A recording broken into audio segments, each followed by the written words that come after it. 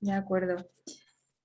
Buenas tardes o buenos días, según donde se encuentren. Bienvenidos a este webinar. Mi nombre es Magdalena y soy la presidenta de ANSES.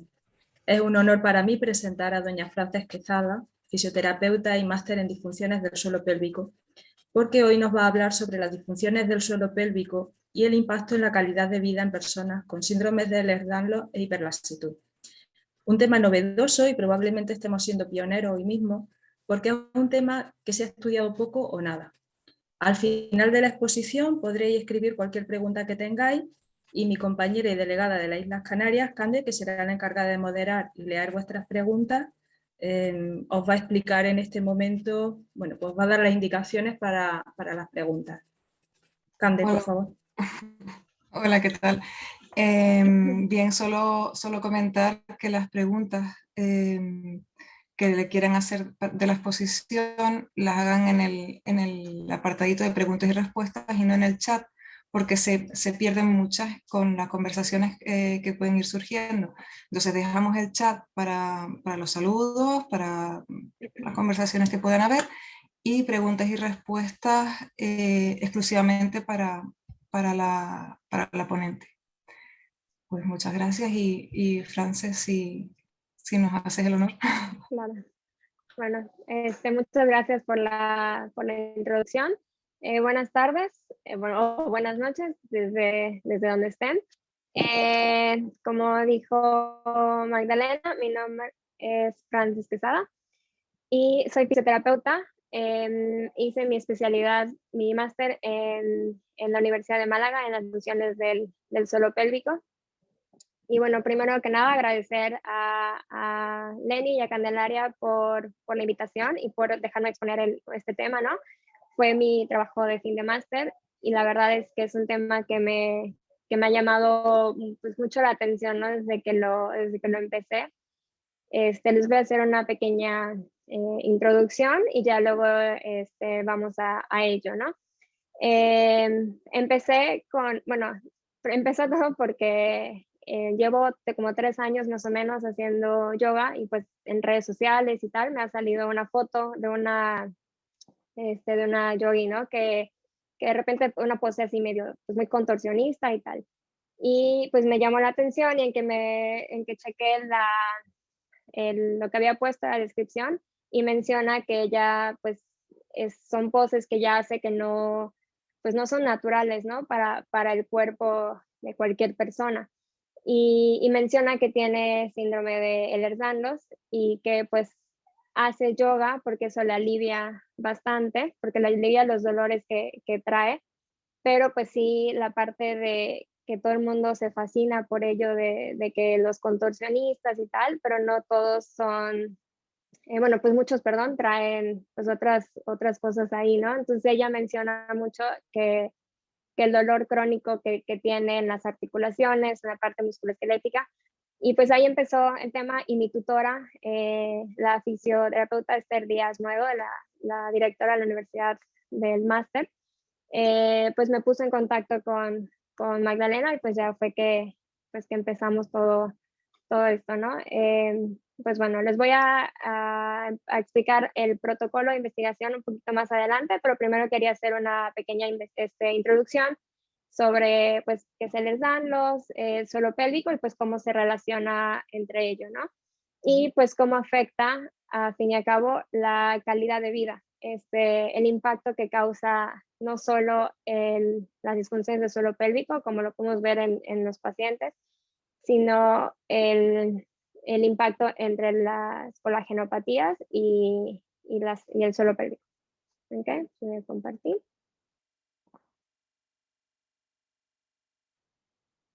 Okay. Perfecto, muy bien. Entonces, bueno, el síndrome de Ehlers-Danlos es un grupo de trastornos hereditarios del tejido conjuntivo asociado a una productividad deficiente de colágeno. Se caracteriza principalmente por hipermovilidad de las articulaciones, fragilidad tisular, hiperelasticidad de la piel y problemas musculoesqueléticos o vasculares, dependiendo del subtipo, ¿no? que ahorita más adelante lo voy a explicar. La prevalencia del Ehlers-Danlos en la población es aproximada de 1 en 5,000 personas, aunque se cree que por la falta de diagnóstico como que en sí, pues podrían haber más en la población. Debido a la mala sintetización que hay del colágeno por el síndrome, las afectaciones principales son en ligamentos, hiperelasticidad e hipermovilidad articular, fragilidad de la piel y en ciertos subtipos de revestimiento de las paredes de órganos huecos y vasos sanguíneos.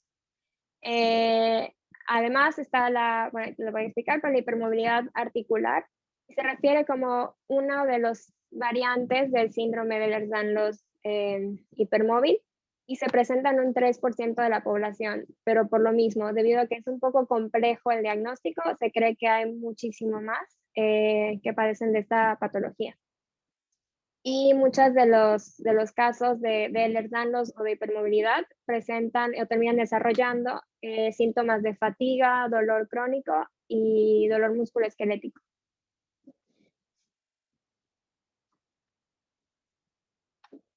Actualmente se reconocen 13 subtipos de Ehlers-Danlos y los más prevalentes son el Ehlers-Danlos clásico, el del tipo hipermóvil y el del tipo vascular. Del Ehlers-Danlos hipermóvil se calcula que hay el 80 o 90% de todos los casos son de tipo hipermóvil. Y este es el único que se diagnostica mediante signos y síntomas del paciente. Es decir, que no hay una prueba genética, no hay un examen de laboratorio que te pueda diagnosticar o confirmar el tipo, ¿no? Entonces hay ciertas características que cumple el paciente para terminarse el diagnóstico de tipo hipermóvil, ¿no? Lo cual es cuando empieza un poquillo ahí el problema por decirlo así, ¿no? Porque no hay como digo, esa prueba genética que te diga es tal cosa. Entonces, los diagnósticos no se dan pronto, es un poco tardío. Entonces, esa falta de diagnóstico precoz es lo que hace que haya una derivación del paciente hacia el área correcta, ¿no? O sea, para que haya un tratamiento, pues, preventivo. Como tal, no existe un tratamiento médico para la cura de Ehlers-Danlos, por lo que recalco la importancia, ¿no? De tener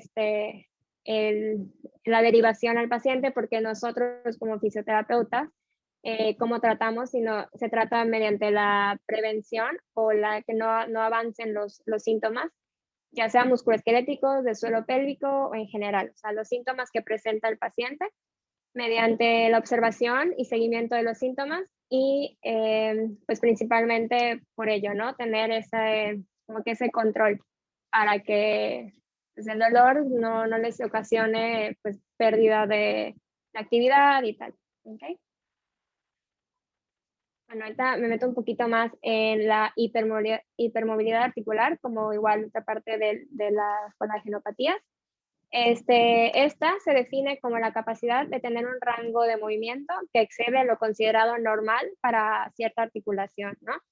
Cuando hay dos o más articulaciones que tienen ese rango como que excesivo, por así decir, se conoce como hipermovilidad articular generalizada. Y se calcula que hay una prevalencia de 18% de la población en general que padece de esta patología. Y la complejidad del diagnóstico viene acompañado, como mencionaba antes, ¿no? Que pues como no hay una prueba específica o tal, entonces los pacientes con hipermovilidad articular presentan síntomas muy similares al de tipo de Ehlers-Danlos tipo hipermóvil, pero de manera un poco más leve, por así decir, en algunos casos, no es en todos. Entonces, como que ya se vuelve un poco complejo diagnosticar si es uno, si es otro, o pues me ha pasado también, me ha tocado en la práctica que incluso los doctores es como que, bueno, es que es estrés, entonces por eso te duele. O claro, ya cuando hay signos más claros como el exceso del rango de movimiento, pero pero pues, o sea, incluso y me da un poco de tristeza, ¿no? Que me ha tocado hasta que le digan, no sé, de que lo que sea es fibromialgia o vete por un cafecito con las amigas para que el dolor musculoesquelético como que se tranquilice. Entonces todo eso es cuando empieza ahí como que el problema en cuanto a la falta de diagnóstico y el conocimiento en general, porque no hay esa derivación a tiempo del paciente, ¿no? Muchos de los estudios, igual hay un poco de desacuerdos, por así decir, que consideran que la hipermovilidad articular se debería de considerar una característica más de un diagnóstico más complejo, más que un diagnóstico en sí, ¿no? Entonces, pues bueno, creo que nos falta un poquito de investigación al respecto para que se pueda ir como que ya canalizando un poco más, ya sea los síntomas, los signos y ya los diagnósticos como tal. Okay. Bueno, les voy a hablar un poquito del suelo pélvico. El suelo pélvico es el conjunto de músculos, fascia, ligamentos y se encuentran en la base de la pelvis, es decir, en la parte inferior de la cavidad abdominal, como la tapita. Tienen la función de soporte de los órganos reproductivos, la vejiga y el recto. Además, entre otras funciones, participa en los pujos durante el parto, tiene una función obviamente en el embarazo, tiene un papel muy importante igual en las relaciones sexuales porque pues una buena calidad muscular pues mejora pues, por decir, la calidad de los orgasmos, y en los hombres son los músculos que se encargan igual de la erección. Entonces igual está esa parte de función. Y tiene la función igual de ser pues, como por la vejiga y el recto, la parte de controlar la continencia. Bueno, ¿y qué hace un fisioterapeuta de suelo pélvico, no? Está la parte, pues lo podemos dividir como en tres zonas, ¿va? La asistencial, que es la parte preventiva, terapéutica, ya sea podemos trabajar en tratamiento para las disfunciones del suelo pélvico, pueden ser urológicos, ginecológicos, coloproctológicos y sexuales en la parte de disfunciones. También tiene un apoyo en el embarazo, ya sea en la preparación al parto, en el parto, y un área que a mí me gusta mucho en el área del posparto, ¿no? Como que la reactivación y el regreso a las actividades físicas y tal. Esa es la parte asistencial. En la parte docente, pues igual está pues, en educación para la salud, creando cursos, creando programas, y una parte muy, muy importante que a veces se da un poco por un lado, la parte de la investigación, que es muy, muy necesario el aumento de la evidencia científica, ¿no? No solo promover la investigación, pero igual basar mucho los tratamientos y todo en la evidencia científica y no solamente dejándonos llevar por, bueno, fulanito me dijo esto y así, ¿no? Entonces la parte de investigación es una parte muy, muy importante que hay que tomar en cuenta. Bueno, ahora, ¿qué pasa cuando combinamos el Ehlers-Danlos o colagenopatías y el suelo pélvico? El suelo pélvico, como les comentaba, al ser una parte pues con estructuras pues muy formadas por gran cantidad de estructuras de fibras de colágeno, es muy propensa a tener como consecuencias y complicaciones que es la deficiencia de la calidad del colágeno. Se reporta que la mayoría de los estudios que se han hecho, muchos o la gran mayoría son en mujeres. Entonces, si me enfoco un poquito en esto, es más bien por lo que hay en la investigación, ¿no?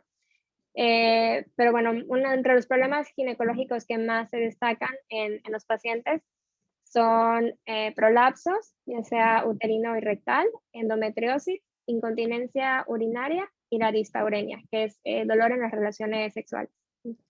Y uno de los problemas más grandes en las mujeres con el Ehlers-Danlos es al momento del embarazo. No es en todos los casos, pero sí, dependiendo de la complejidad, pueden tener abortos espontáneos, recurrentes y ya posteriores a las 20 semanas de gestación. Y esto es porque como hay una incompetencia en el cuello, o sea, una incompetencia cervical, perdón, a ver, que se viene de consecuencia del Ehlers-Danlos, pues es lo que va causando estos abortos. Igual entre la parte de problemas, bueno, urológicos, la incontinencia urinaria, la retención urinaria y, muy importante, la disfunción durante el vaciado. O sea, el poder vaciar la vejiga también está reportado como casos relevantes en pacientes con síndrome de Ehlers-Danlos. Entonces, esto igual en las investigaciones que se han hecho hasta ahora recalcan mucho la parte urinaria. Y debido a la calidad que hay del colágeno, pues como vemos que el suelo pélvico está revestido de ligamentos y fascia y toda la parte del tejido conectivo, el suelo pélvico carece de un buen soporte de los órganos pélvicos, ¿no? Entonces eso igual hace que al haber como un descenso, haga una presión mayor sobre la vejiga y eso es lo que condiciona a que haya más incontinencia en los pacientes. Les voy a hablar un poquito de las disfunciones. La incontinencia urinaria es la pérdida involuntaria de la orina. Puede ser incontinencia urinaria de urgencia, que es como cuando te dan ganas de hacer pis y tienes que ir ahorita, o porque si no hay un vaciado completo de la vejiga. Igual está la incontinencia urinaria de esfuerzo, que puede ser por impacto, o correr, brincar, o simplemente estornudé o tosí. Ahorita con el COVID nos han llegado muchos pacientes que tuvieron tos muy fuerte, o sea, tos prolongada o que les duró meses. Y eso ocasionó una incontinencia, ¿no? Porque pues estamos haciendo presión hacia abajo y eso causa incontinencia. Entonces la incontinencia urinaria de esfuerzo, que a veces igual puede ser pasar de sentado a parado, por ejemplo, y eso igual causa ahí, ¿no? Un esfuerzo que ocasiona la pérdida de orina, o puede ser mixta, ya sea de urgencia combinado con esfuerzo. La prevalencia de incontinencia urinaria en la población general es de un 30%, que es altísimo para empezar. Y se reporta que en pacientes con síndrome de Ehlers-Danlos, este porcentaje sube incluso a un 68 a un 80% de prevalencia de las personas que padecen incontinencia. Y aquí quiero hacer una pequeña pausa porque ¿qué pasa con las disfunciones del suelo pélvico? Que muchas veces lo normalizan. Bueno, tiene goteos, bueno, es porque dio a luz, o tiene 3 partos vaginales, o es una persona mayor. Entonces, para ver que un 30% de las mujeres en general tengan incontinencia, se me hace, yo creo que igual hay muchas más, por lo que los pacientes cuando llegan dicen, ay, es que pues no sabía de esto, y pues la vecina del primo de no sé quién también tiene, ¿no? Entonces, hay que igual como que no normalizar tener ciertas gotitas de pipí, o no normalizar que hay por correr, pues tengo pérdida de orina. No hay que dejar pasar eso como algo normal, ¿no? La incontinencia fecal, hay una prevalencia del 14% aproximadamente de mujeres con síndrome de Ehlers-Danlos, en comparación con un 2.2 de la población general, que esto igual pues aumenta bastante por la parte del colágeno. Y los prolapsos de órganos pélvicos, ¿esto qué es? Es el abultamiento, puede ser un abultamiento o ya el descenso en forma de algún órgano por la vagina. Entonces, esto igual, cuando no hay el soporte correcto, pues, o hay muchas presiones hacia abajo, ¿no? Que empezamos con presión. Esto igual influye en prolapsos. Y se calcula aproximadamente que en la población general hay como un 3 al 6% de personas que tienen la clínica de prolapsos. O sea, que tienen la clínica, que tienen la sensación o el abultamiento. Pero cuando se hace ya un examen vaginal, o sea, correcto, ya se sube hasta un 50%. Lo mismo en las mujeres con síndrome de Ehlers-Danlos, hay aproximadamente un 33%, y ahí los estudios sí varían desde un 30% hasta un 80%, hay mucha diferencia. Entonces, igual esto es un tema igual importante en esto. Igual quería comentar que en uno de los problemas de suelo pélvico, por ejemplo, mucha distensión abdominal cuando hay mucho estreñimiento, que ahorita vamos a ver un poco la importancia de esto, causa muchos problemas gastrointestinales, ¿no? La distensión abdominal, que igual, además, el síndrome de Ehlers-Danlos tiene pues, una relación con ello. Igual eso causa que ha habido casos, se reporta hasta un 10% de mujeres que terminan con cirugías drásticas como la histerectomía, porque tienen una hipersensibilidad visceral y un dolor crónico, un dolor pélvico crónico que esto causa, que terminan con cirugías drásticas, ¿no? Entonces, igual hay que tenerlo mucho en cuenta.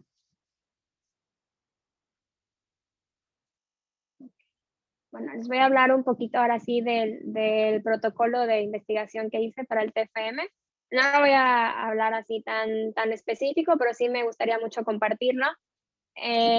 Pues como que la justificación del trabajo, por así decir, fue, bueno, empezó como el título, ¿no? Ver cómo afecta las disfunciones del suelo pélvico en la calidad de vida en los pacientes con Ehlers-Danlos. Cuando realizan actividades de la vida diaria, el impacto que trae en la salud mental, en las relaciones sociales y pues en lo que engloba todo esto, ¿no? Que es la calidad de vida. Y ya más adelante, como fui entrando en el tema, pues algo que me llamó mucho, como necesitamos como que contribuir un poquito en la investigación de estas dos pues, problemáticas, por así decirlo, ¿no? Que son las disfunciones del suelo pélvico y las colagenopatías. Para darle un poquito más de visibilidad a esto, ¿no? Mi tema fue específico en el Ehlers-Danlos de hipermovilidad, pero un poco de eso, ¿no? Porque al no haber tanta información, uno de los mayores problemas, o sea, como que el problema de origen, pues empieza con la falta de diagnóstico, ¿no? Y que es lo que voy a recalcar mucho, el diagnóstico precoz para que el personal de salud pueda, pues, identificarlo. Esto nos va a ayudar a prevenir muchísimo, ¿no? Y pues no, o sea, con pacientes que tienen el dolor en musculoesquelético, pues no recetarles nada más como que un medicamento para el dolor o para la inflamación, sino atender el problema de origen. Y sobre todo, pues en nuestra parte, con el área de fisioterapia, poder dar un tratamiento preventivo fisioterapéutico para que ayude con los síntomas de los pacientes. Y pues eso evita tener pues una pobre calidad de vida, ¿no? No tenemos que dejar de hacer ejercicios que nos gustan o no tenemos que dejar de hacer ciertas cosas por el dolor, ¿no? O sea, se debe de poder tratar y prevenir llegar pues a estos rangos, ¿no? Un poquito o sea, cómo fue el estudio. Yo utilicé 2 cuestionarios que ya estaban validados y traducidos al castellano, y son el PFIQ-7 y el PFDI-20. Les explico un poquito. Bueno, ambos se dividían en bloques, ¿no? Y evaluaban los síntomas urológicos, o sea, síntomas urinarios, síntomas coloproctológicos o colorectonales, como aparece, y los síntomas de prolapsos, de prolapsos de órganos pélvicos. Ambos medían esos 3 síntomas, pero el PFIQ-7 evaluaba más el impacto que tienen las disfunciones del suelo pélvico sobre las actividades, sobre las relaciones sociales y sobre el estado emocional de las personas. En mi caso fue el grupo de colagenopatías, y el de PFDI 20, ese evaluaba la presencia y la severidad de los síntomas los síntomas del suelo pélvico, ¿okay? Con los mismos 3 apartados: urinarios, colorectonales y de prolapsos. El cuestionario lo apliqué, me puse en contacto con Magdalena y lo subimos como que al portal de la asociación. Entonces los participantes son pues, los participantes de la ANSE. Fueron 71 participantes, mujeres y hombres entraban en el protocolo, y que tenían mayores de 18 años, y fue de manera completamente libre y anónima. O sea, era contestar nomás el cuestionario con los signos y síntomas que presentaban. Además, antes de pasarme a esto, además agregué un cuestionario como extra, que hacía unas preguntas ya de carácter un poco más como de, por así decir, como pues estilo de vida, ¿no? Y un poco sociodemográficos. Preguntaba sobre profesión, actividad física, si eran fumadores, si padecían de estreñimiento, por ejemplo, las mujeres, el parto, si habían tenido parto, si había sido vaginal o por cesárea y cuántos habían sido. Un poquito de eso para tener un poco más de información al respecto, tanto de los pacientes y cómo esto se va relacionando con el síndrome de Ehlers-Danlos y las disfunciones del suelo pélvico ya en general, ¿no? Entonces, les comparto que son 3 tablitas más o menos que hice de los resultados. Y en la primera, esta que está acá, está un poco chiquita, pero es la comparación entre ambos cuestionarios con las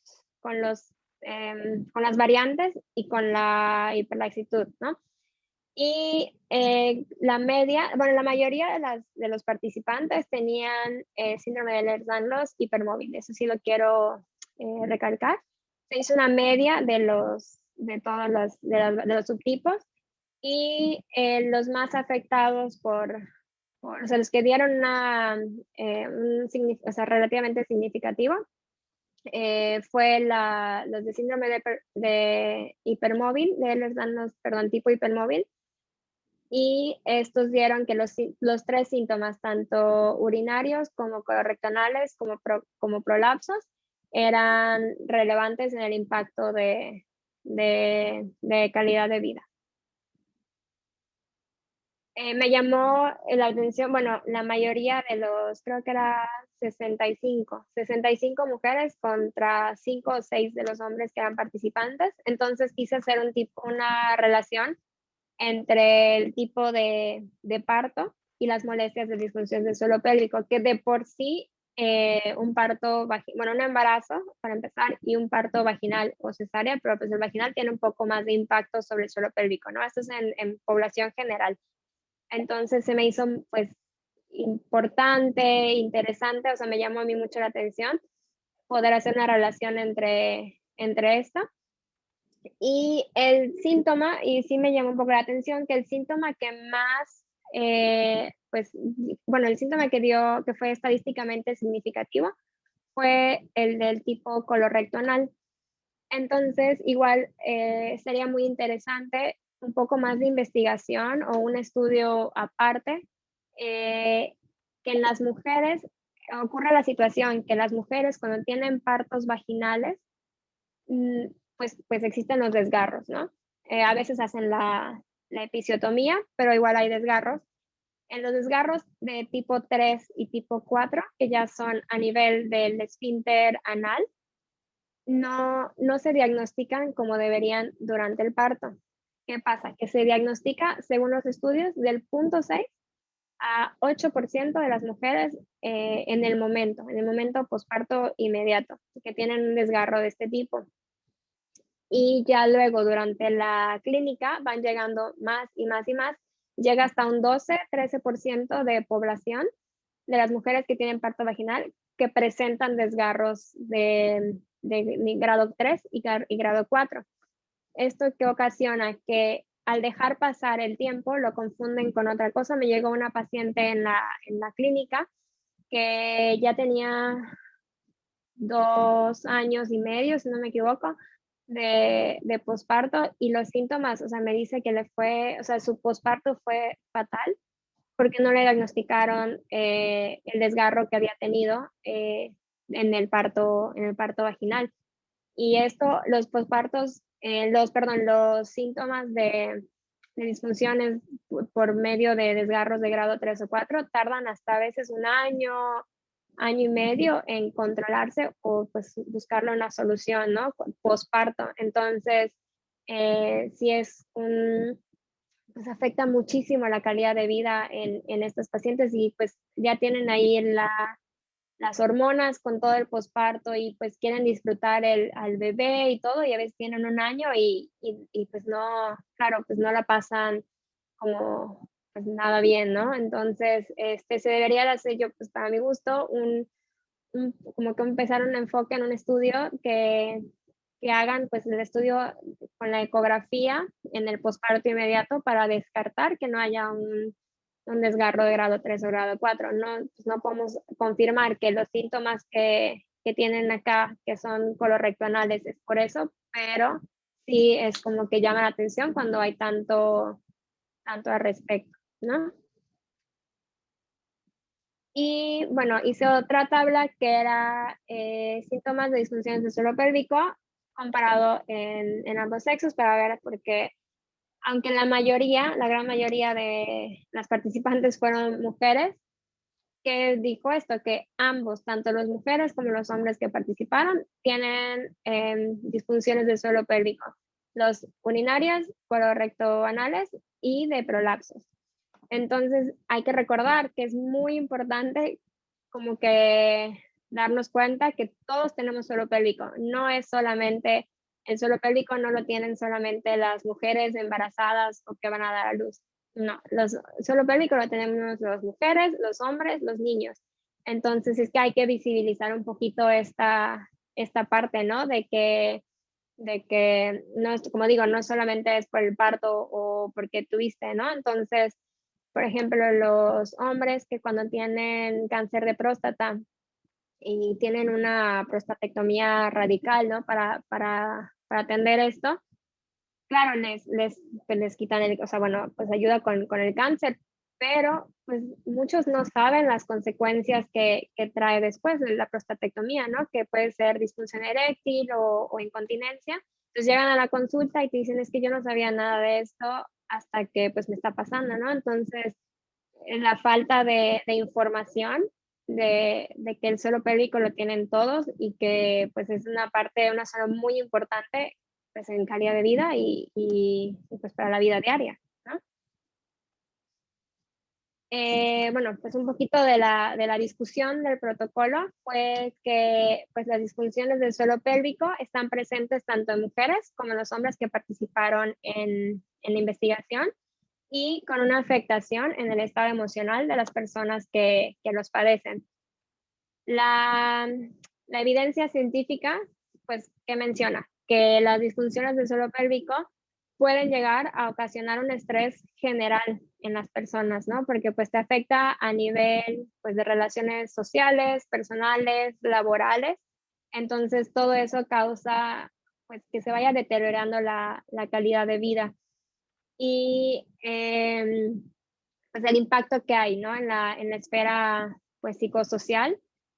Entonces sí menciono que pues si de por sí las disfunciones del suelo pélvico causan un estrés, añadido a que el síndrome de Ehlers-Danlos o polvaginopatías causan dolor, causan otro tipo de series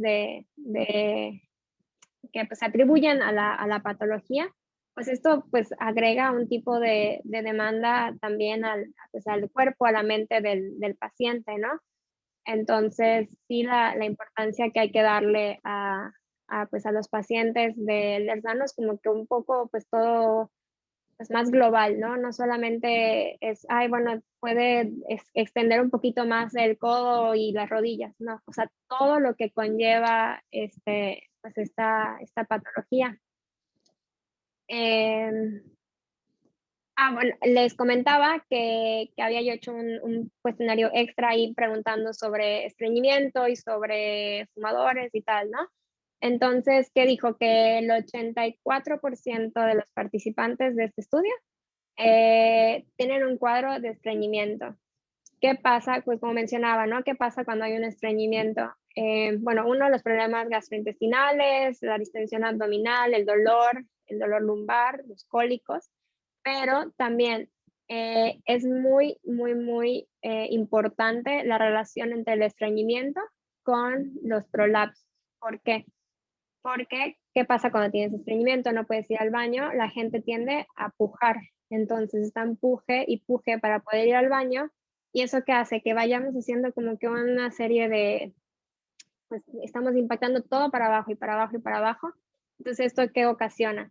Que haya un prolapso, ¿no? Esto pasa en la población en general, pero añadimos que hay el problema del tejido conectivo, que la calidad del colágeno, pues ahí no nos sostiene lo suficiente en los pacientes de Ehlers-Danlos, pues esto pues ocasiona que haya un órgano, perdón, que unos prolapsos de órganos pélvicos en el futuro.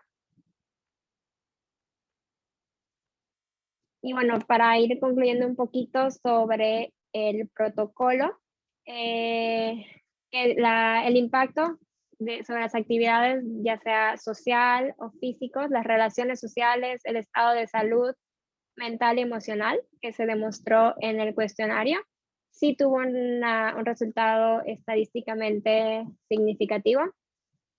Y de acuerdo a las subescalas, como mencionaba, que traía tres escalas, los síntomas que más se reflejaron, perdón, son los síntomas urinarios y los síntomas por prolapsos de órganos pélvicos. Entonces, estos fueron los más prevalentes en la población. Y también quiero, pues, un poco ya como que la conclusión ya más como que pues, personal. Hace falta muchísima información, visibilización y el entendimiento, no solo de las disfunciones del suelo pélvico, sino también sobre, como les mencionaba, sobre lo que es tener Ehlers-Danlos, hiperlaxitud, una colagenopatía, ¿no?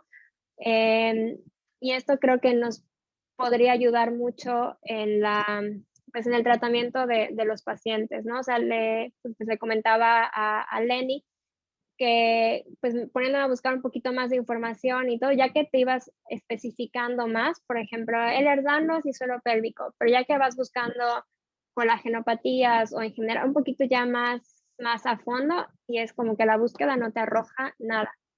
Y tú dices, pues, ¿cómo es posible? No es que sea uno en una persona en todo el planeta, ¿no? O sea, hay que, pues, espero que se pueda dar un poquito más de visibilidad y del entendimiento de ambos factores, ¿no? Y pues igual las pruebas, ¿no? Las pruebas genéticas que se tienen que hacer para dar un diagnóstico ya concreto, sin incluir el de hipermóvil, pero pues sí, sí, pues son un poco elevadas, ¿no? Entonces a veces no se llega al diagnóstico completo como tal.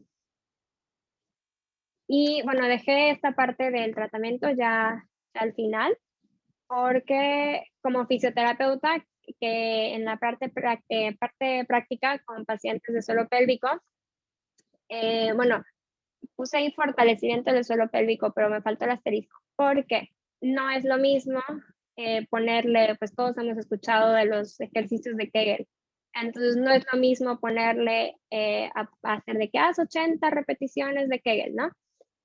Cuando hay que hacer primero, sí o sí, una valoración del suelo pélvico, porque no voy a ponerle a alguien que sí tiene una debilidad, a una, por ejemplo, una corredora o alguien que levanta pesas, que pues tienden a tener un poco más de tono elevado en la parte de la pelvis, los músculos de la pélvicos, en la cadera, y le pongo a hacer repetición y repetición, y sí, solo haz ejercicios de Kegel, solo haz contracciones, ¿qué va a pasar? Que le voy a dejar un suelo pélvico, pero, o sea, pero incompetente, porque pues lo va a tener tan fuerte, pero pues no va a ser funcional, ¿no? Entonces siempre hay que tener en claro que hay que tener una valoración antes de hacer un tratamiento individualizado para cada quien. Que ayuda también el biofeedback. ¿Por qué? Porque hay mucho más de lo que la gente se imagina, ¿no? Que esa conexión de que le dices, contrae tu suelo pélvico para hacer la valoración, y te contraen glúteos, abdomen, hasta las pestañas, pero no contraen suelo pélvico. Entonces, no hay esa relación de esa zona, como que no es lo mismo que decir, oh, no, dobla el codo, o no sé, estira la rodilla, la pierna. Entonces, con el biofeedback se puede ver, bueno, ir enseñándole al cerebro, a la paciente, si contraes, se ve así. Si relajas, se refleja así, ¿no? Igual, porque muchas tienen como que esa orden invertida, que les pides contraer y te empujan. Entonces eso pues ocasiona a la larga que llevan haciendo ese tipo de modos al ir al baño o tal, y pues causa pues prolapsos a la larga, ¿no? Y pesarios, este sí lo pongo con muchos signos de asterisco. ¿Por qué? Porque cuántas veces no he escuchado que digan, ay, bueno, es que mi vecina tiene pesarios o conos vaginales para el prolapso. Ok, pues tal vez porque la vecina lo necesita, pero en casos con el Ehlers-Danlos, como mencioné antes, una de los problemas que más tienen en la parte urológica es que no hay un vaciado completo de la vejiga. ¿Qué pasa? Que si ponemos un pesario o un cono, esto puede ocasionar o puede desarrollar en una infección del tracto urinario de manera secundaria, porque no hay ese vaciado completo de la vejiga. Entonces, no es para todos, no es escuchar lo que te diga la persona de al lado, o si tienes los síntomas similares a la persona de al lado, pero siempre hay que ir con el doctor, con el fisiopélvico, para que te haga un tratamiento pues individualizado, porque no es lo mismo que todas las mujeres con incontinencia llevan el mismo tratamiento, no. Entonces, cada quien va a tener pues un suelo pélvico diferente, aunque tenga la misma disfunción. Entonces es por eso que lo quería dejar al final para, pues, como para especificar un poquito, ¿no? Que trabajamos como terapeutas. Esto es muy, muy así como que a grosso modo. Entonces sí, esto incluye muchísimo más, que sería otro tema, pero pues más bien en el caso de las disfunciones en cuanto al Ehlers-Danlos, más o menos la parte, ¿no? De prevención de síntomas y que no se prolonguen, que no avancen, y se pueda tener pues un poco, o sea, la calidad de vida lo más funcional, ¿no? Que es lo más importante al final, la autoestima y ser funcionales, tener un buen estado de salud mental, físico sobre todo. ¿Okay? Entonces eso sería todo por mi parte, mi presentación. Y ahora voy a dejar de compartir pantalla para poder pasar al siguiente.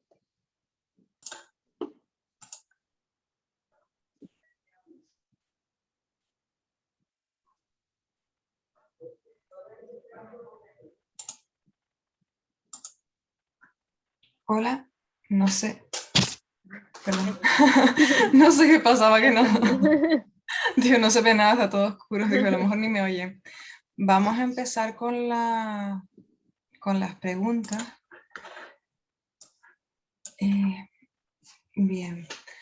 Nos preguntan, ¿puede ser que al tener congestión pélvica alguna variz esté atrapando el nervio pudendo?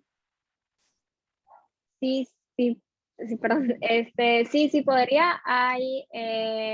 Hay diferentes estudios que ya se hacen ya más específicos para ver el nervio, pero sí, la congestión pélvica sí es un factor, bueno, algo relevante en el nervio pudendo. Puede ser por muchas, puede ser por otras cosas igual, y ya sería un estudio pues diferencial para ver. Pero sí, la congestión pélvica sí podría ocasionar una compresión del nervio pudendo. Pues a veces la congestión pélvica se aumenta pues en el momento de tener el ciclo menstrual, en el embarazo igual afecta bastante. Entonces sí, ya pues hay que ver un poquito más la parte de como que el historial, ¿no? Para ver cuál sería el problema o si ya habría el problema antes y cualquiera de esos factores como que lo exacerbó, por decirlo así. Entonces, pero sí podría ser un factor relevante. Nos preguntan también si en los pacientes con hipermovilidad, pero sin Ehlers-Danlos hipermóvil, se identificó Marfan y o Lois Dietz. Habían estudios que mencionaban aparte el síndrome de Marfan, pero o sea, me iba yo a meter en todos ellos y al final mi tutora me dijo, nos vamos a enfocar en uno porque si mezclábamos todo ya iba a ser mucho, ¿no? Pero lo que comentaba, ¿no? Que la hipermovilidad, hay artículos que están un poco en desacuerdo, ¿no? Que debería de ser un síntoma o una parte del diagnóstico y no un diagnóstico como tal, ¿no? O sea que, porque pues ya abre un poco más la posibilidad de que esa hipermovilidad pudiera ser un síndrome de Marfan o podría ser un síndrome de Ehlers-Danlos, ¿no? Entonces, simplemente como un diagnóstico como tal, pues sí, como que deja muchas preguntas, ¿no? Entonces, pero sí, ya ir más a fondo en Marfan ya no me metí. De acuerdo. Nos dicen, hola, no me quedó claro si había diferencia en el suelo pélvico, si el parto fue vaginal o por cesárea, y si la hay, si esta es significativa. Vale. La vaginal dio, sí había sí había más, relevancia en cuanto a la parte de parto vaginal que de cesárea. Había más daño, por así decir, en el suelo pélvico. Y fue el vaginal el que reflejó los síntomas colorectonales. Sí fue el vaginal. Pues verse en el que se causaban los desgarros. Entonces, en ese. ¿Cómo está relacionado el suelo pélvico con el diafragma? Bueno, vamos a suponer que tenemos un globo de aire. Entonces tenemos el diafragma, el transverso del abdomen, que es la parte es una parte muy profunda del abdomen, y luego está abajito el suelo pélvico, ¿no? Que es lo que decía la tapita.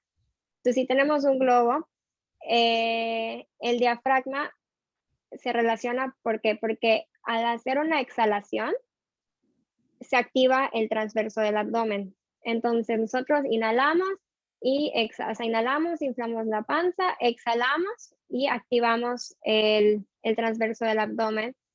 Y al activar el transverso del abdomen, hacemos una activación refleja del suelo pélvico, ¿no? Entonces el diafragma es un músculo un músculo respiratorio. Eso hace que se active el transverso y por consecuencia se activa el diafragma. Yo trabajo mucho, por ejemplo, las pacientes que mencionaba que les pides que te contraen y tienen la orden invertida y te empujan, o sea, empujan como que hacen un empujo del suelo pélvico, al no tener como nos tarda mucho el cambio de switch, sobre todo si lo han hecho muchísimos años.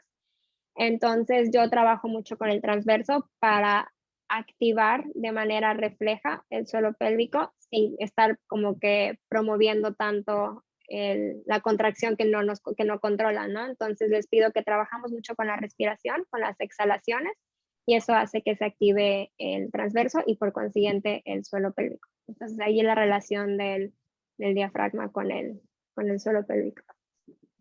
No sé si quedó claro. Dicen, enhorabuena por el estudio, muy interesante. ¿Se puede tener acceso a él? ¿Está publicado?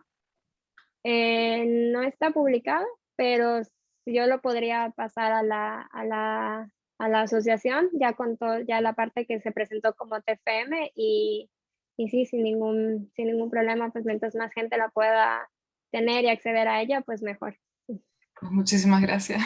Estaremos encantados de publicarlo. Sí. Se preguntó si los pacientes tenían quistes de Tarlot. No, no pregunté. Ahí no pregunté. En las preguntas extras, no, o sea, como que añadidas al cuestionario, no. No, era estreñimiento, fumadores y más bien o sea, partos y actividad física, no más específico, no. Ujú. Nos hacen otra pregunta en relación con la anterior y nos dicen, entonces los pacientes con hipermovilidad no tenían Marfan o Lois Dietz incluidos en el No, estudio. o sea, no, cuando puse, al mandar el estudio, se les preguntaba, pero se me faltó comentar eso, tienen razón, se les preguntaba que ponían o sea, el poner el diagnóstico de que traían, ¿no? Entonces, ya sea el Ehlers-Danlos y ya con el subtipo ya diagnosticado, o sospecha, porque muchos de la asociación están como con sospechas del diagnóstico, ¿no? O están en proceso de. Entonces, simplemente se pedía que pongan Ehlers-Danlos o hipermovilidad, y si sabían el subtipo, que pusieran el subtipo, pero ninguno, solo me pusieron hipermovilidad articular o hiperlaxitud, pero no especificaron. Ok. Había muy poca muestra del tipo vascular. ¿Sabes por tu experiencia si puede afectar de manera directa al suelo pélvico los embarazos de este tipo? Sí, del tipo vascular, habían pocas, es el más agresivo de los tipos de Ehlers-Danlos. Y en cuanto al embarazo, sí mencionaba en los estudios no tanto en cuanto a la parte de los abortos o algo, sino lo que había en cuanto a ellos era como hay rotura uterina por la fragilidad de los vasos. Había un porcentaje, si no me equivoco, era el 25% de los embarazos, de los partos, perdón. Era lo único que mencionaba, que 25% caían o sea, era mortalidad al momento del parto. Pero pues por lo mismo que hay una falta pues, de calidad de colágeno, pues tiene esa relación en cuanto a los abortos espontáneos y que la mayoría tendrían a ser partos vaginales espontáneos y no cesáreas. La gran mayoría al final eran partos vaginales. Me gustaría saber su opinión sobre los hipopresivos. ¿Podría afectarnos negativamente a los afectados por el Ehlers-Danlos, por el dolor muscular, entre otros síntomas? ¿Podría afectar a las cervicales? No, bueno, los hipopresivos yo los utilizo en la práctica. Claro que como mencionaba con los pesarios, ¿no? Que no son para todos, no es como que, por ejemplo, todavía me molesta un poquito ver eso de reto de hipopresivos o que meten hipopresivos para todo tipo de personas. Y pues no todos lo pueden hacer, ¿no? O sin control, sin vigilancia, porque hay que los hipopresivos son ejercicios posturales al fin y al cabo. Ya la parte de la apnea y de la apertura de la costilla y todo, eso es una parte del hipopresivo, es un tipo pero el hipopresivo en general son las posturas, el ejercicio postural. Entonces ayuda muchísimo porque es como pues de bajo impacto, ayuda mucho en el fortalecimiento del suelo pélvico, en muchas pacientes lo utilizo y puede causar problemas cervicales. Bueno, no debería, pero hay que ver que la postura se esté realizando de manera correcta, ¿no? Porque si es un poco como así estático la parte y como que hay que controlar que el hombro, que el brazo esté bien. Entonces, si hay un problema ahí, pues sí puede ser que esté causando un problema de cervicales o que haya como que el cuello adelantado. Entonces, todo eso hay que tenerlo vigilado. Y yo sí lo considero, bueno, no he tenido un paciente con Ehlers-Danlos en sí, aquí no lo he trabajado, pero sí con hipermovilidad y con dolor en articulaciones. Cualquier cosa que hiciera ya de impacto le molestaba, entonces trabajé mucho hipopresivos como sin la parte de la apnea, simplemente la postura y la respiración. Y pues vimos bastante mejoría en ello, ¿no? Entonces igual, por ejemplo, es como siempre les mando, si pueden, a pilates o a yoga, porque es algo que que hemos visto que ayuda mucho con el fortalecimiento sin causar impactos, siempre y cuando no hagan exceso de, ¿no? Como la chica yogi que hacía sus arcos en así un círculo completo, una rueda completa, y pues eso también ya no es, pues no es bueno, ¿no? Mientras más doblada estés, no es lo mejor. Entonces hay que cuidar un poco eso igual. Vale. Nos dicen, tengo una pregunta personal. Tengo dolor al mantener penetración y me gustaría saber si hay tratamiento o al menos consejos para evitar que duela mucho. Gracias de antemano. Bueno, ahí podría ser por varias cosas, ¿no? Puede ser que haya, así nada más con la información, que haya, no sé, un aumento de tono en el suelo pélvico, entonces al haber penetración, eso causa pues dolor, ¿no? Porque estás intentando, no es como decir la palabra forzar, pero si hay hipertono y duele con la penetración, puede ser que haya ahí un problema, pues puede ser muscular. Puede ser igual problema, o sea, tipo alguna disfunción en el cuello uterino que cause, porque igual varía si el dolor es durante o después, o si se mantiene el dolor después de las relaciones. Entonces igual podría ser un problema del cuello uterino.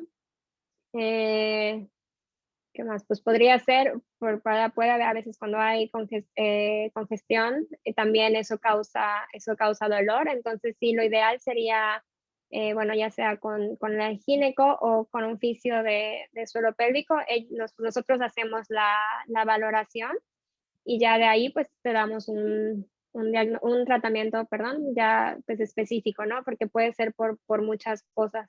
Entonces, problemas igual articulares de la pelvis, que no haya suficiente movimiento en pelvis, que igual en las embarazadas pues tienen mucho eso.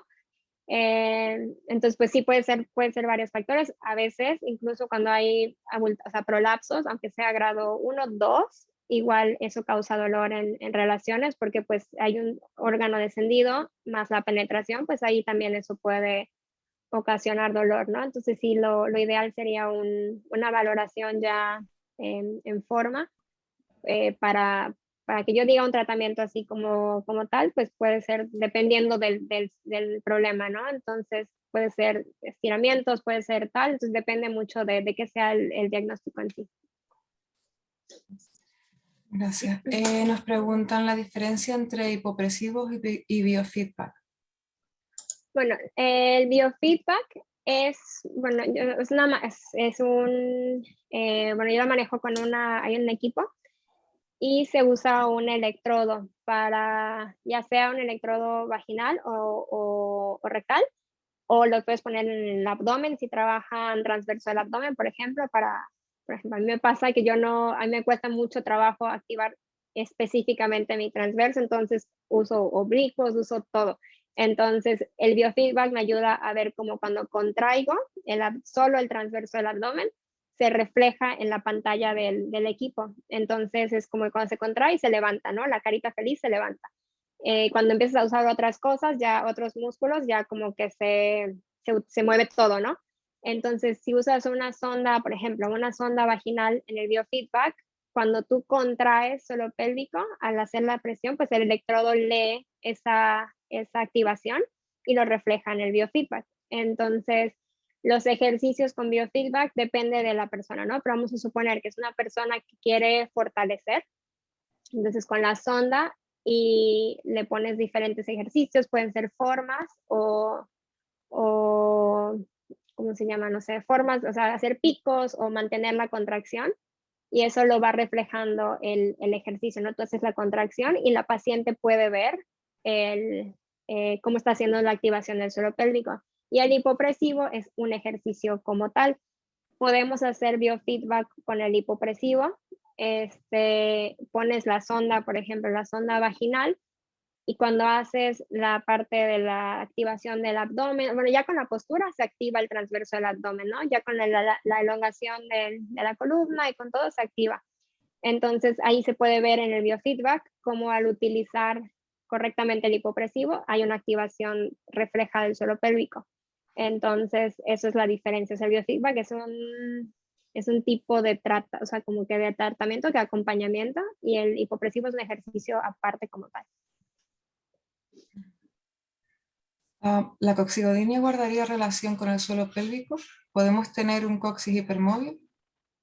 Sí, sí, sí, muchísimo. Los casos de coxigodinia son muy complejos porque puede ser una lesión reciente o puede ser que llegue a la consulta una chica de 30 que tuvo una caída haciendo patinaje o haciendo lo que quieras, una caída hace 15 años, ¿no?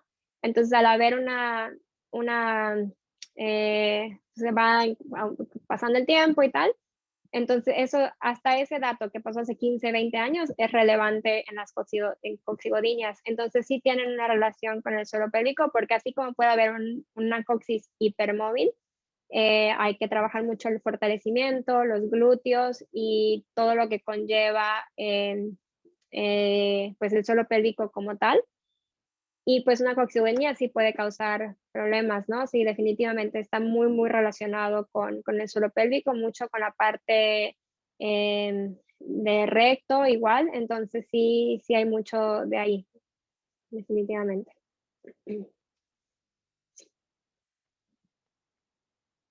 Perdón, estaba hablando sin Sí. sonido. Desde su punto de vista, la colocación de una malla a las personas herniadas puede ser una solución para esos problemas de suelo pélvico. Las mallas son muy, bueno, en los casos en los que se utiliza, sí ayudan. ¿Cuál es el problema? Por ejemplo, cuando hay prolapsos o incontinencia, las mallas, hay algunas, bueno, lo que nos habían enseñado en la universidad, los ginecólogos, los doctores, que a veces ni, o sea, puedes tener la malla, pero a lo largo, si sigue habiendo esa disfunción del suelo pélvico y nada más se trata como que el problema como tal, o sea, la incontinencia, por ejemplo, si sigue habiendo esa disfunción del suelo pélvico, hay que buscar cuál es, o sea, por qué está esa incontinencia o ese prolapso.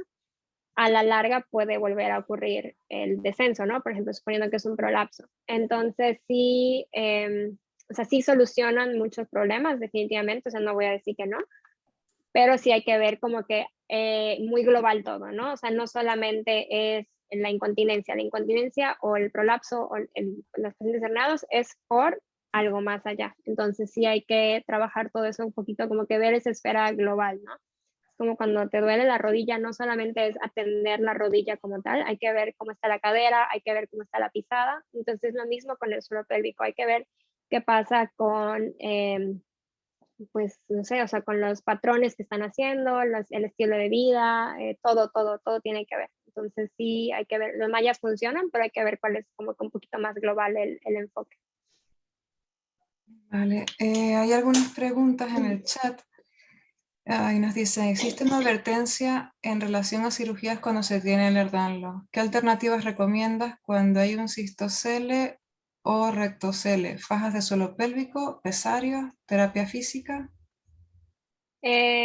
Cuando hay un prolapso en el hermano, sí, o sea, los pesarios no son recomendados, hay que tener con mucho cuidado por la parte de desarrollar algún síntoma de infección urinaria. La terapia física del suelo pélvico en estos pacientes ayuda mucho. Como tal, como decía, yo no he visto de hermanos, he tenido pacientes hipermóviles, chicas que son gimnastas, y sí les ha ayudado mucho la terapia, ¿no?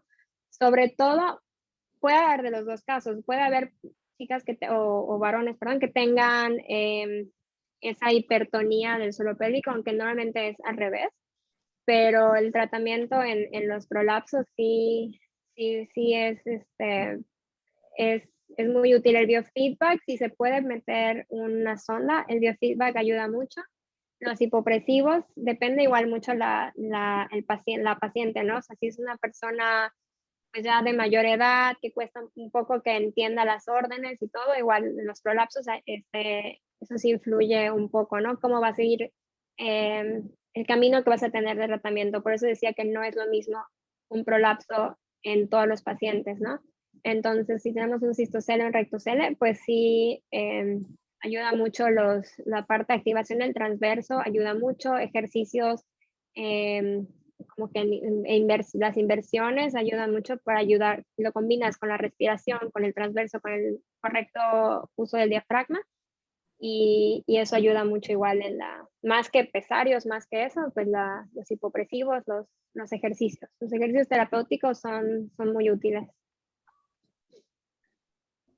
Dice, ¿puede causar dolor al defecar como un retortijón muy doloroso, como si se hubiera retorcido una tripa el suelo pélvico? Yo tuve una explosión vaginal en 2007 y nunca me mandaron rehabilitación. He hecho rehabilitación, pero no hay manera de que se recupere el músculo, me quedó dañado. ¿Hay alguna posibilidad de recuperar el suelo pélvico? A veces me causa incontinencia de heces, por suerte es ocasional. Pues sí, se podría, o sea, al ir con un terapeuta específico de suelo pélvico, sí se podría ir trabajando la parte sobre todo de la continencia, ¿no? Ver por qué todavía ocurren, aunque sea ocasionales, por qué todavía ocurren esos escapes, ¿no? En la incontinencia fecal no solamente es las heces, sino también los gases, o sea, que se te escapen gases y todo, también es parte de la incontinencia fecal. Entonces sí, habría que ver, o sea, obviamente hay un historial clínico de relevancia con lo que pasó en el 2007, pero sí debería de haber una recuperación.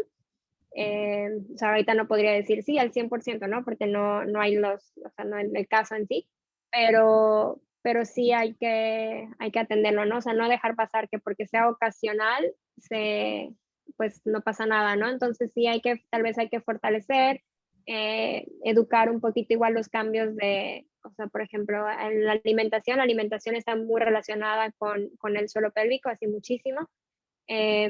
Así como pues eso puede ocasionar que no haya una formación de heces como tal, entonces igual eso puede causar los escapes. Entonces sí hay que trabajarlo, te digo, pues puede ser, o sea, fortalecer. Te digo, normalmente en estos casos lo que hay que trabajar es el fortalecimiento, pero el fortalecimiento correcto, no es solamente atrofiar el músculo y ponerle a hacer 1000 repeticiones, sino que hay que fortalecer de manera correcta toda la esfera del suelo pélvico, que incluye el abdomen, tener un abdomen competente. Ya no es, o sea, no es vanidad tener un abdomen competente, sino es tenerlo para que sea funcional con el suelo pélvico, porque está muy, muy, muy relacionado. Entonces, pues, o sea, hay que ir con un terapeuta o con el doctor, pero pues un terapeuta para que pueda referir pues el diagnóstico correcto y el tratamiento ya específico. La siguiente, ¿por qué motivo se puede tener retención urinaria? Sobre todo cuando es recurrente. Ya he tenido 3 veces retenciones de orina a raíz de un herpes zóster en el sacro, pero ya tenía sintomatología antes del zóster y creo que este agravó mi cuadro. He perdido sensibilidad en toda mi vagina, clítoris, en concreto en la parte izquierda donde afectó el zóster. ¿Sabríais por dónde puede venir esta retención urinaria? Gracias.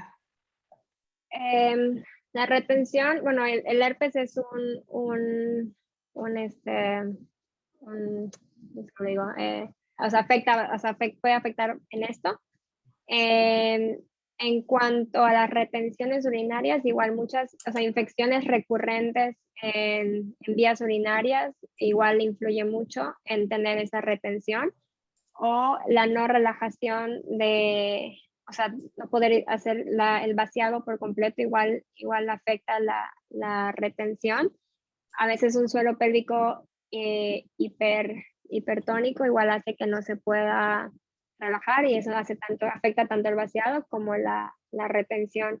Entonces el herpes zóster se puede, bueno, con el trabajo de suelo pélvico se puede trabajar mucho la parte de la sensibilidad, es muy, muy, muy importante que no se deje avanzar más. La sensibilidad del suelo pélvico, o sea, los labios, el clítoris, todo eso se puede ir trabajando con terapia, sobre todo cuando ya hay dolor pélvico crónico que incluye toda esta parte de hipersensibilidad o hiposensibilidad, que no haya la sensibilidad, pues ya son otras partes, hay que ir asociando como que el cerebro, o sea, o sea, esa asociación de cerebro con la zona, ¿no? Entonces, con la parte de suelo pélvico, entonces todo eso se tiene que ir checando más a fondo. Pero pues muchas de las causas, a veces el herpes zóster sí afecta, puede afectar bastante toda esa parte, pero sí siempre el tratamiento que el terapeuta dará ya se enfoca sobre todo en la parte de la sensibilidad, porque ya una vez recuperando la sensibilidad, ya hay más noción del área, ¿no? O sea, ya que tienes toda esa parte pues más activa, pues ya puedes ir trabajando la parte urinaria, o sea, la parte de retención también. Yo creo que no queda ninguna pregunta, porque no se nos habrá ocurrido en el momento, porque la verdad es que es bastante interesante este tema. Espero haber podido contestar un poquito o sea, como que ha dejado claro, ¿no? Pero sí es un tema muy, muy amplio. O sea, solo las disfunciones del suelo pélvico ya es un tema pues, amplio, ¿no? Entonces ahí agregarle la parte de las colagenopatías sí es otra cosa, ¿no? Pero sí, o sea, por desgracia hay mucho más de lo que pensamos en cuanto a disfunciones del suelo pélvico y muchas veces es eso, es como que, bueno, es que fue mamá, o bueno, es que es por esto, o por el otro, ¿no? O hace ejercicio. Entonces hay tantas esferas que hay que tomar en cuenta que pues no acabamos con una hora nada más de tema, ¿no? Pero sí, pues qué bueno que les interesó y que dio pie a abrir estas preguntas, ¿no? Entonces cualquier cosa que se pueda para ir trabajando. Bueno, pues muchísimas gracias a Frances, muchas gracias a Cande por su trabajo también y muchas gracias a todos los asistentes. La verdad es que ha sido una charla, pues yo creo que hemos aprendido mucho, yo por lo menos, ¿no? A mí me ha servido, yo creo que incluso para preguntarme más cosas, creo yo. Pero de verdad muchísimas gracias, ha sido un placer escucharte. Muchas Y gracias bueno, por sobre la todo invitación. escuchar tus respuestas. De nada, y aquí estamos para lo que necesites, ya saben. Gracias. Pues igualmente yo, pues si puedo compartir bueno, había quedado en compartir el trabajo con ustedes cuando se terminara, pues fueron importantes para poder realizarlo. Pues fueron los participantes, ¿no? Los de aquí de la asociación. Entonces sí, pues yo pues encantada de poder pasarlo con ustedes. Sí. Muy bien, pues muchísimas gracias. Muchas gracias. Buenas noches a todos y buena tarde a ti. Gracias, buenas noches. Buenas noches a todos.